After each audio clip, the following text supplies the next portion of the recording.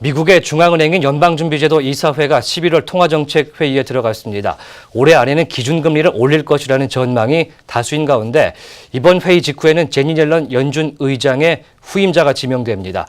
관련 내용 세계파이낸스의 주형현 기자와 이야기 나눠봅니다. 네, 안녕하십니까. 일단 FOMC가 지금 진행이 되고 있습니다. 12월까지는 인상이 될 거다, 금리가 얘기가 나오고 있는데 어떤 내용으로 회의가 진행되나요? 네, 이번 11월 FOMC에서 연준이 기준금리를 동결할 것으로 보입니다. 뚜렷한 정책 변화도 없을 것으로 전망되고요. 11월 성명에선 연준이 금리 인상에 대해 명확한 입장을 밝힐지 여부를 두고 전문가들의 의견이 나뉘고 있습니다. 골드만삭스는 연준이 11월 성명에 실질적인 변화를 거의 주지 않을 것으로 예상했고요. 성장에 대한 언급도 긍정적일 것이라고 전망했습니다. 또 12월 FOMC에 대해선 아무런 언급을 하지 않을 것으로 예상했습니다. 반면 12월 금리 인상에 대한 확실한 신호를 줄 것이란 주장도 제기되고 있습니다.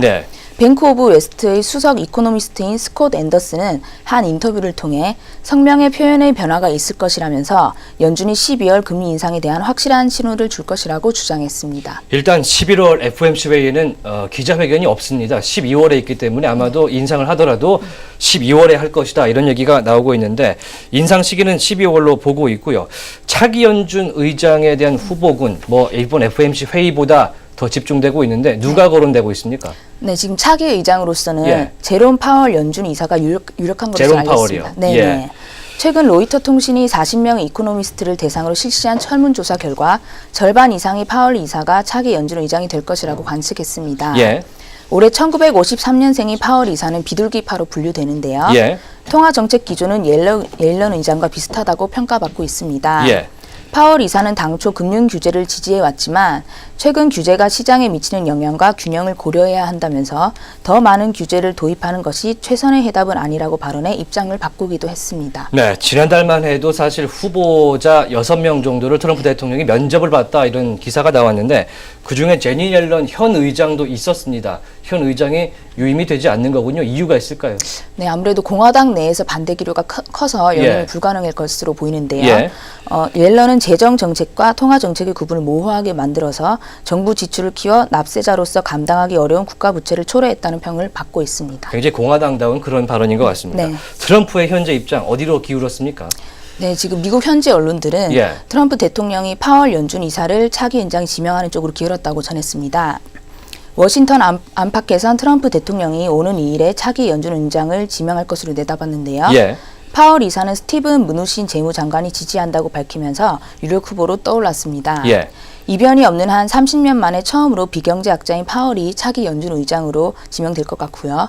옐런은 트럼프로부터 해고라는 말을 듣게 될 것입니다.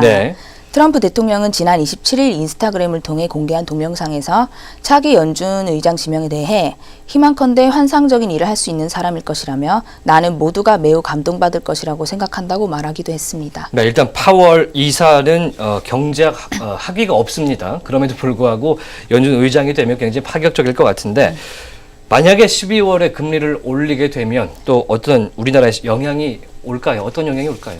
미국이 아무래도 12월에 금리를 올리면 국내 금융시장의 장단기 금리를 비롯해 각종 금리 인상 압박이 커질 것으로 보입니다. 특히 은행의 대출금리가 오를 경우 부동산 시장 전반에서 매수 심리 위축이 불가피할 전망이고요. 위축이요? 네. 부동산 업계는 미국이 금리를 올리면 결국 한국은행도 금리를 올려 시장 유동성이 감소해서 주택 소비가 위축될 것이라고 우려했습니다. 한국경제연구위원은 미국이 금리 인상을 단행하면 장기적으로 수출 및 금융 부문에 미치는 부정적인 영향이 커질 것이라고 내다봤고요. 자본 유출 압력과 국내 금융시장에 대한 하방 압력은 미국의 금리 수준이 높아짐에 따라 빠르게 커지면서 내년부터 유의할 필요가 있다는 것입니다. 반면 미국의 금리 인상이 상당 부분 시장에 선반영됐기 때문에 큰 폭의 영향을 미치지 않을 것이라는 분석도 나오는데요.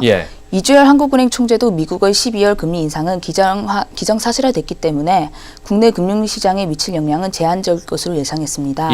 또 이 총재는 미국이 금리 인상을 단행하면 자본 유출 촉진 요인은 되겠으나 이것만 갖고 결정되는 것은 아니기 때문에 상황을 고려해 보면서 급격한 유출은 되지 않을 것으로 얘기했습니다. 네, 그래서 따라서 올릴 수 있다는 얘기가 나오고 있는데 일단 지난 금통위에서 소수 의견이 인상 의견이 하나 나왔기 때문에 이번 달에 어떤 결정이 나올지 좀 지켜봐야 될 것 같고 같고요. GDP 성장률이 좋기 때문에 또 가능성이 있지 않나 이렇게 생각이 되는 상황입니다. 알겠습니다. 네, 지금까지 세계 파이낸스의 주형현 기자와 미국 FOMC 회의 관련 이야기 나눠봤습니다.